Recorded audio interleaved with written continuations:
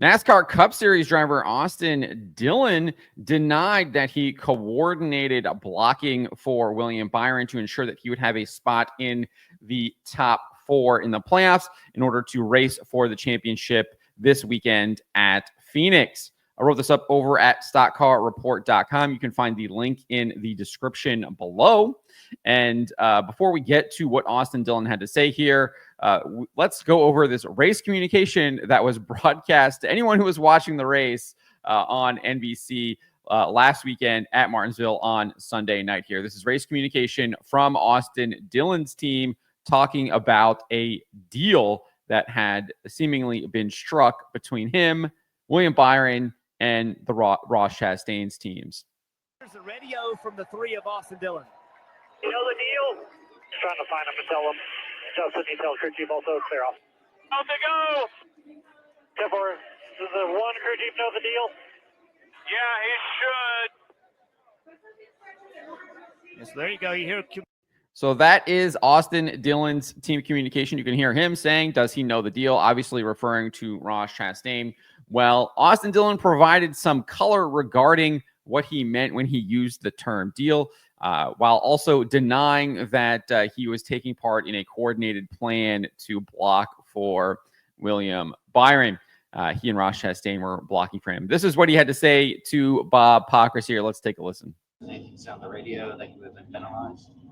I mean, they gave me the point situation. I think I need to clear up one thing. The deal was Ross knows what the situation is, that what Williams racing for. That needs to be cleared up. There was no other ties to that. It was just the situation. I'm a country boy. That's the fastest way for me to say situation is deal. So that is a flat out lie, in my opinion. Clearly, Ross Chastain was about to go past William Byron on the outside. He clearly had the faster car. He was working around cars on the outside. Austin Dillon had already refused to pass Byron on the inside. Had no intention of passing him. And I think, as Mark Martin has said previously, that he did not want Ross Chastain advancing his position ahead of him, given the fact that he was already kind of taking the orders to ensure that William Byron would lock himself into the championship and not lose an extra point that he needed, that extra point that he needed to stay ahead of Christopher Bell. Because if they got into a tie, Christopher Bell had the tiebreaker. So I think he's just straight up lying right here. And I think it just kind of reinforces what Mark Martin has to say about Austin Dillon, that he has low integrity. So you're not, so it wasn't a deal like, hey, we're going to block for William. No, I just knew that he was coming fast, and I didn't want to get in that because I was going to be an asshole if I passed him or didn't. So I'm not really sure how he would be an a-hole if he passed William Byron. Maybe the people at Hendrick might have thought that, but I don't think anyone else would have thought that. So, and furthermore, why would you even be processing that in your mind as a race car driver? You would think you would want to get the best finish possible. You wouldn't be thinking about your image. It is just utterly ridiculous. Does not make any sense at all. Hard does a show driver need to go to be able to pass somebody? What's the line? Well, another thing in the back of my mind, passing someone, you got to know what their risk level is. What is the gun held at their head at that point? Williams in a position where he's got a 1-point shot to go to Phoenix. I know what I did to win a race, right? So if I pass him and he dumps me and I ruin my first top 10 in 5-6 weeks, that I'm content with where I'm at right there. There's a great run for us in the position that we are. What is the gain in that for me and putting myself in a predicament to once again have another bad day? It's just, there's a lot that you have to be thinking on in that situation. So that's a bunch of BS as well. If you're going to get in a stock car and you're going to race in a race, you're going to be in predicaments where you could get dumped. So I just don't buy anything that he's telling us here. All he's doing is ruining his reputation, which he says that he actually thinks about. He doesn't want to be thought of. He was going to be an a-hole anyway. Well, you're clearly doubling down on this. So your thought process isn't really working here very well.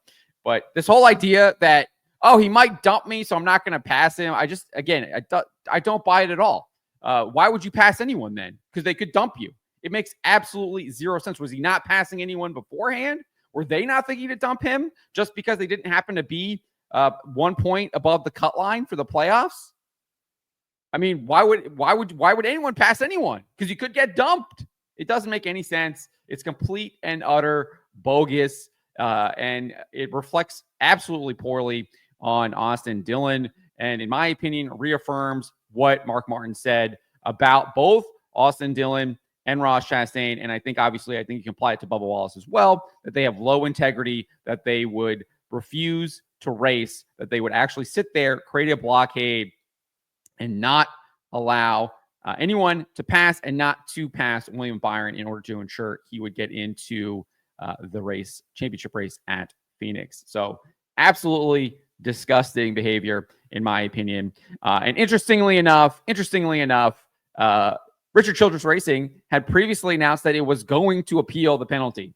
And they wrote this on X. Richard Childress Racing is disappointed in NASCAR's penalty against the number 3 team and plans to appeal. Well, turned out that Trackhouse lost their appeal for race manipulation, and then Richard Childress Racing withdrew its appeal.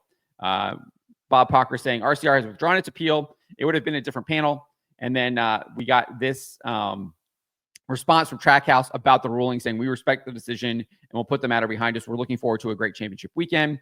And the appeals panel, which consisted of Kelly Housby, Lynn St. James, and Steve York, declared this in their ruling against Trackhouse, saying, we feel in the best interest of racing and to protect the integrity of the sport, it was appropriate to uphold and affirm NASCAR's decision with regard to the NASCAR Rule 4.4, attempting to manipulate the outcome of the race.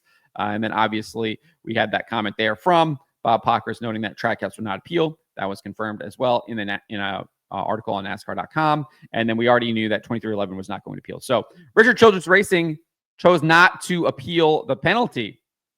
And I think that speaks louder than anything that Austin Dillon has to say to the media about why he refused to race. If I was him, I would not have addressed the media, or you got to be honest, because flat out lying like he did over and over just does not win him any kind of accolades or respect or anything. It just kind of, I think, in my opinion, just reinforces what Mark Martin had to say about him and Ross Chastain and Bubba Wallace, that they have low integrity. And he's going to lie to our faces and try to tell us what we saw on the track is not what we saw. It had to do with him calculating whether or not William Byron was going to dump him. Give me a break. Absolute total BS. But let me know what you guys make of what Austin Dillon had to say there. Let me know in the comments below.